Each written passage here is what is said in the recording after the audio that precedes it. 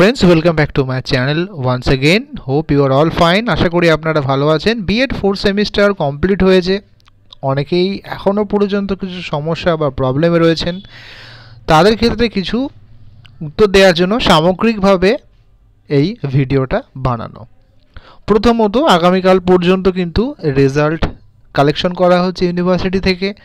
আপনারা আপনাদের সময় অনুযায়ী কলেজের সঙ্গে যোগাযোগ করে আপনাদের মার্কশিট সংগ্রহ করে নেবেন। দ্বিতীয় টপিকটা হলো মাইগ্রেশন। সেখানে অবশ্যই আপনারা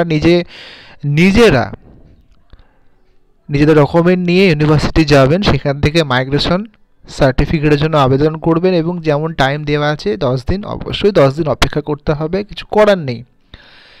এরপরে আসি বিএর সার্টিফিকেট। এই নিয়ে বিস্তারিত ভিডিও বানানো রয়েছে, সেখান থেকে চাইলে আপনারা দেখে নিতে পারবেন। ম্যাক্সিমাম টাইম হচ্ছে 1 মাস, 2 সপ্তাহ থেকে 1 মাসের মধ্যেই কিন্তু অনলাইনে আবেদন করলে সার্টিফিকেট পাওয়া যাবে। অনেকেই জিজ্ঞাসা করছেন যে কলেজ থেকে কি দেবে না, তো বলে রাখি সার্টিফিকেট কিন্তু খুব দেরি হয়।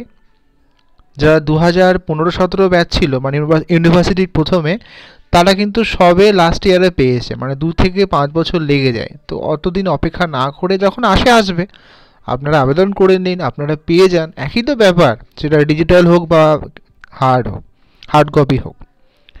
আশা করি আপনাদের প্রবলেমগুলোর একটু সলিউশন করতে পেরেছি সামগ্রিকভাবে।